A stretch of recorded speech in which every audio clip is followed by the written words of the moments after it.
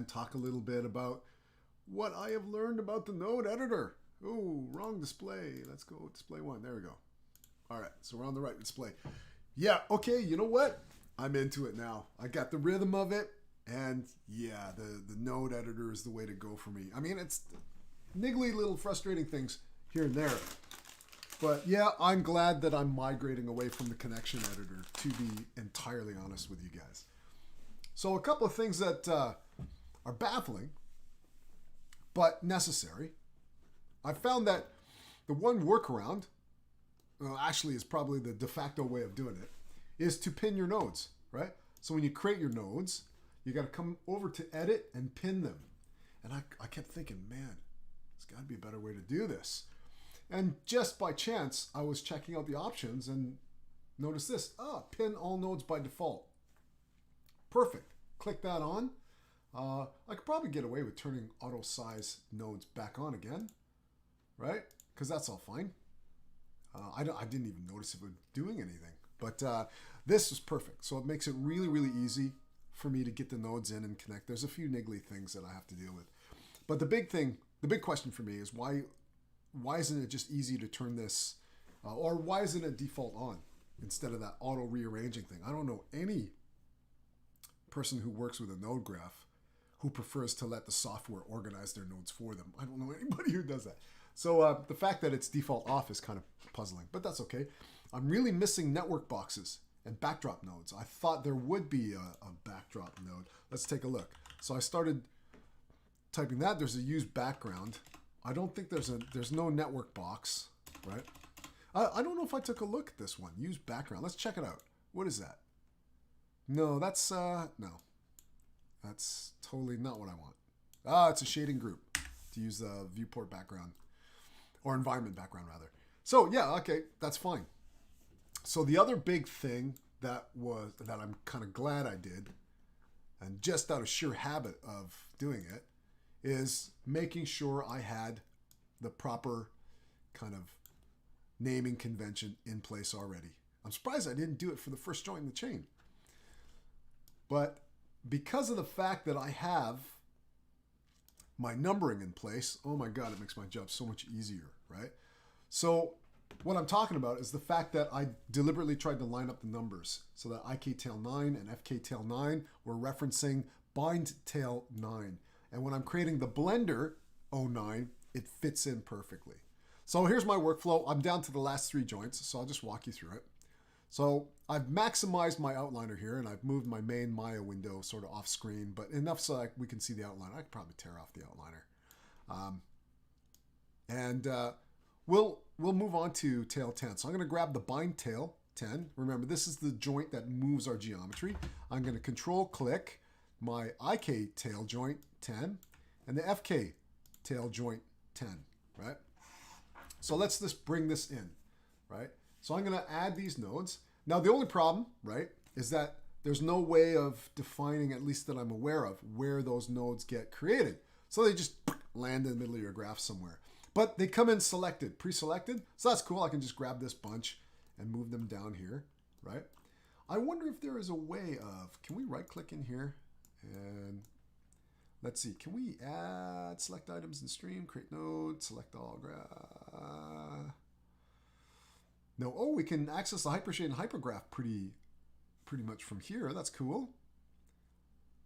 So yeah, no, there's no way of like targeting where you want to create those or add those nodes in, but that's okay. They all come in on top of each other, but it makes it easy to just sort of split these guys apart. So the only other thing that I need to do is to remember the IK goes on top, the FK underneath. IK goes first, FK next. Now I travel this node down with me as I connect things up, because remember, this is the ball controller. This is this guy, my root controller here, and on there is my, let's just do a quick reminder, right? So I'm gonna choke these up. So my root controller here, the control 01 ball 1, right? If I come into my windows and into my general editors channel box, right? Bring that guy up. Oh, actually it's open over here. Right? So here's my control ball 1. Remember, I've got that tail FK IK blend, which is this channel here, right?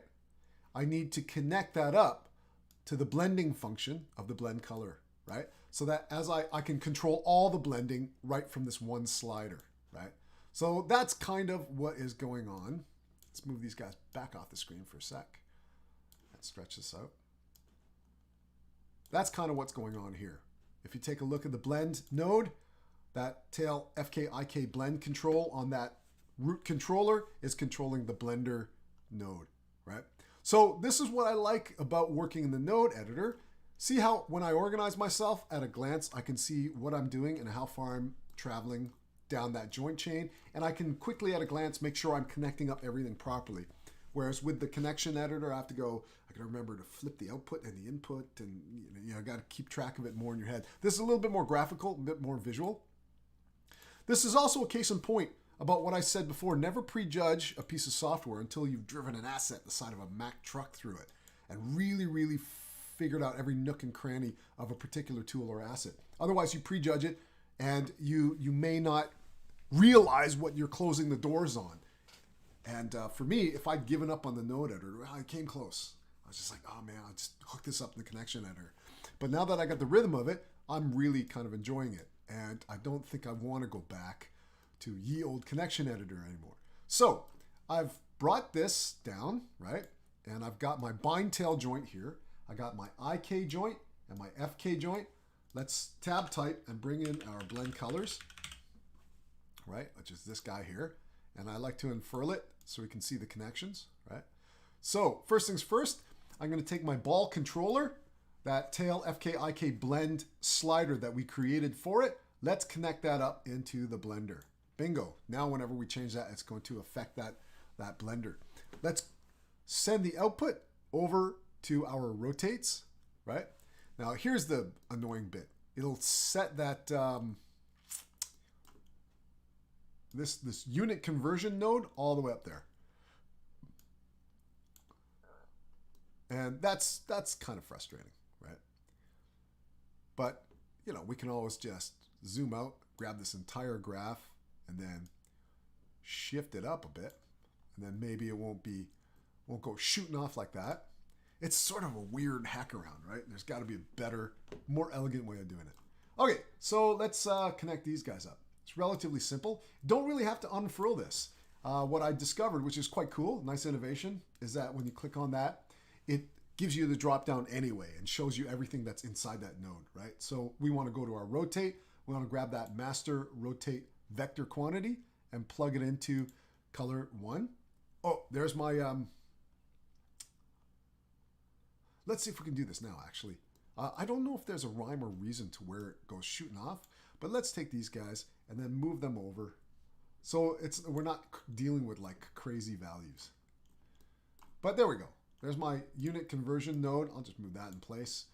Come here, grab this, rotate, and we'll connect that up to color 2. And there's our unit conversion node, right? So then I'm really quickly visually double checking to make sure my wiring looks proper, and it does. So that's cool. I'm going to move my ball controller down again to move to the next level. So in here, I'm going to unfurl these guys again, 11, 11, and I've got 11 here. So I'm going to grab this guy, control click that joint, control click FK tail 11, right? So again, you can see how valuable naming conventions are, right? So I'm going to pop up in here and I'm going to click the add. Now, where did we put it? This is, again, another one of those sort of niggly, it's there, right? It's just zoomed out the extents of the graph. I thought it popped it up somewhere. So all the nodes come in on top of each other, which is okay. It means I can just grab them all and move them roughly into place. I'm going to stick the IK up there, the FK underneath, and the bind tail joint over here. I'm going to unfurl this, right? So we got that ready to go. That's cool. And these guys are IK first, FK second. That's cool. So I'm going to move this slightly out of the way. And then I'm going to tab type to bring in my blend colors node, right? So this is cool. I'm going to open this up. Oh, I need to, oops. Let's see what I did wrong. So I need to come over here first of all, and let's name this guy. So I'm going to copy the 9 and come in here, paste. That's my joint 10, right? So that's cool, joint 10, joint 10. And then we're going to come in here and I'm going to do another blend colors, right? Not blend color sets, but blend colors, right? And I can name this 11 straight away, unfurl it, drop that flag, right?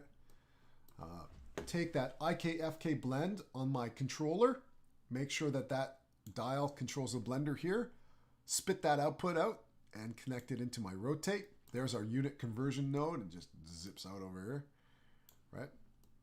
And then all you have to do is come to the IK, go to our rotates, grab that rotate vector quantity and plug it into here. And we got our unit conversion as well. We could probably stand to grab the whole thing and shift this over this way, right? And then I'm going to come in here, grab this, grab the rotate, and we'll pop it in there. It seems like it's moving a certain number of units away. Node editor, almost there, guys. Not quite though. A few niggly things. Believe me, the Houdini node editor is a dream. But they've had years to sort of nail it, right? Which they do.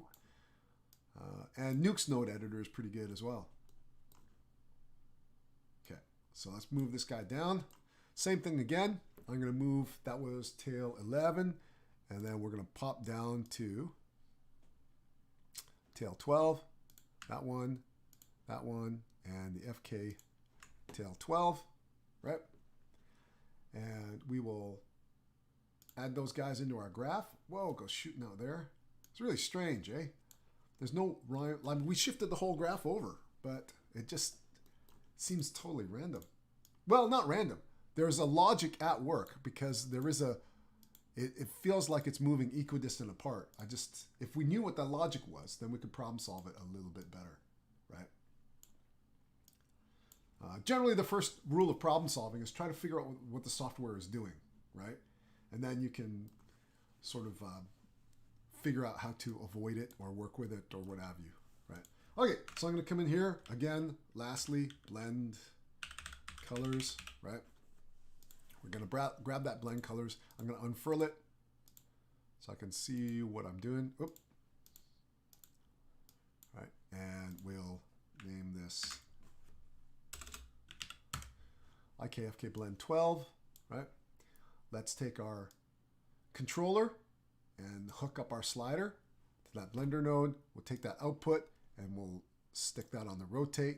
You have to be careful not to hit the wrong transform matrix or the wrong transform vector value.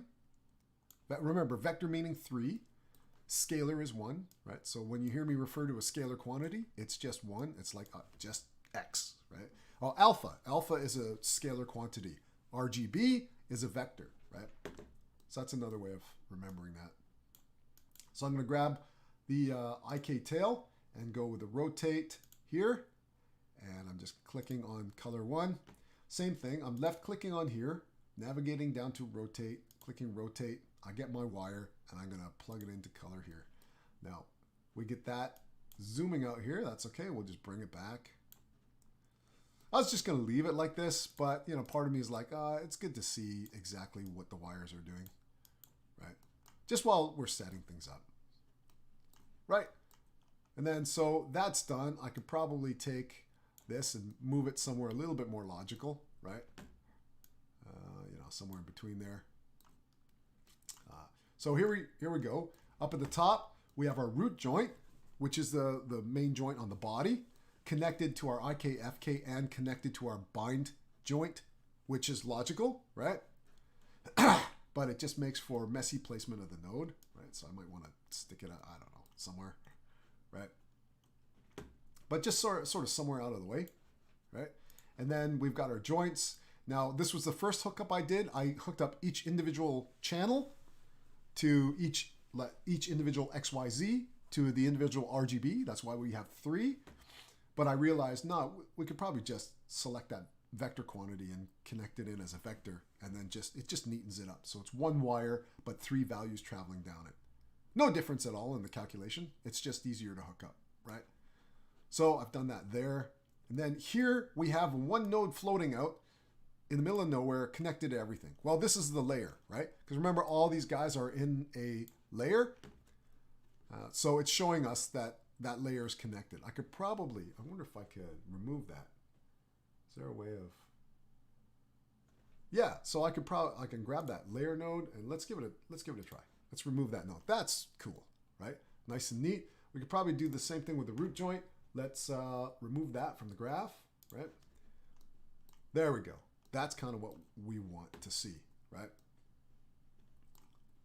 And everything at a glance looks like it's hooked up correctly, so that's all good.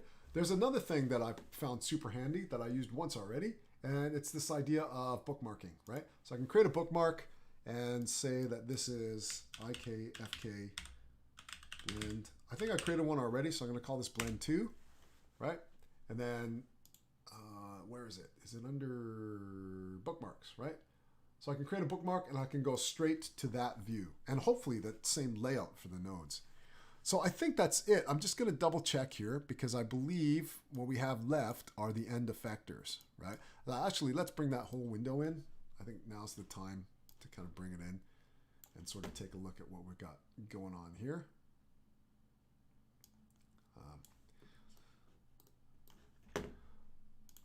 Right, so at the end, yeah, these are the tail end effectors, right? And we don't really need to, you know what, let's connect them up anyway, because I'm just trying to think. We also have a visibility issue, although that's more the joint chain than anything. But let's hook it up. I think it's worth having those guys connected, and their values sort of, just being connected.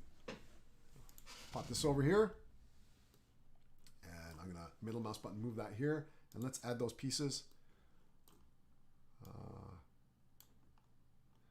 And let's get this split apart, right? So there's my IK, there's my FK, and there's my bind tail. And we're just going to come in here, as per usual, bring in our blend colors, right? And in here, we'll type that in. I might put EFF so that I know that that's the end effector. And let's grab, I moved it all the way. And here it is, I need it. Let's see if we can navigate. Oh yeah, we can navigate normally with it selected. That's cool, right? Just a little touch, but it makes life so much easier. And I'm going to stick that output vector onto rotate. Whoa! We've created a couple of nodes here. I might have to turn the visibility of one of those guys off. But let's see what we've created here. There's a converter, and oh, it just jumped this over. All right, because... Oh, that's weird. This one did not come in. Really weird. Because it should default come in pinned. I must have accidentally unpinned it. Okay, so I'm double checking visually. IK tail 13 effector, FK tail 13 effector. That's cool. So we got those unit conversions going. We got the blender connected up. Let's just come in here with a rotate value, connect up that one there, and then the other rotate value, and we will connect this guy up to color 2, right? And I don't think I did that. Did I miss? I think I missed. Yes, I did miss.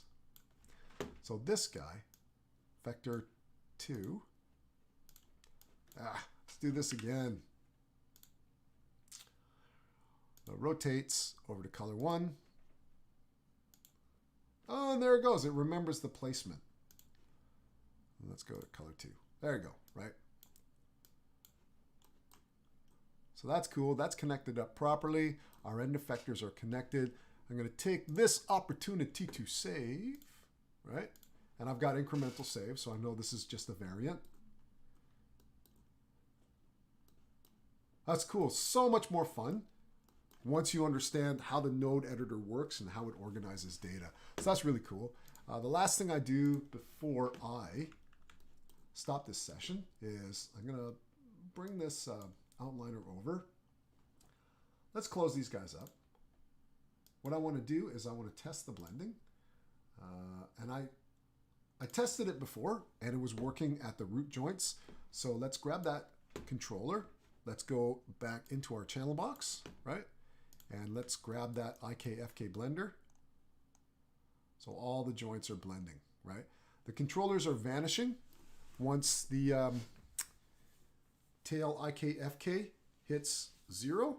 I'm debating whether or not to have the joints disappear too, but I guess that's not a big deal because we should have the visibility of the joints turned off anyway once we finish rigging our character.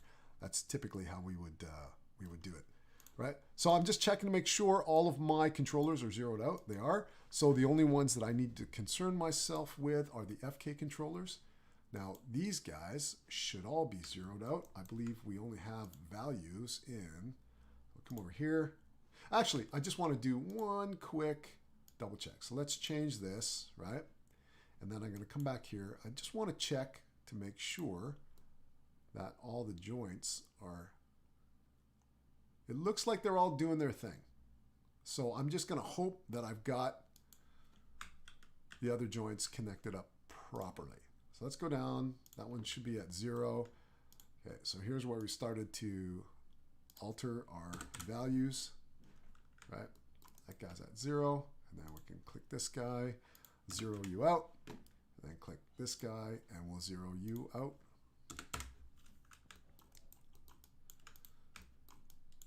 And that's it. That should be our IKFK controls hooked up, right? So let me save this guy off. So we've got another variant of that as well. And so we've got the output of the body controller's IKFK switch driving the input of the blender node. That's fantastic. And it's hooked up across all joints. We connected up the blender to every single joint on the tail. Hook the visibility in as well. That's cool. And the tail FK IK, yeah, the visibility is connected to the proper channel. We did that. So there's only a few other things left to go. Now, with the visibility of the FK solution, we're going to need something a little bit different, right? And the reason why is if we take a look at the, I'm going to minimize the channel box. Take a look at the FK controls, right? Well, actually, I do need the channel box. I thought there was, there it is. Yeah, we can nest it in there. Okay, so, no, I didn't want it that way. Let's tear it off. Can we nest this guy in? Right there, yeah.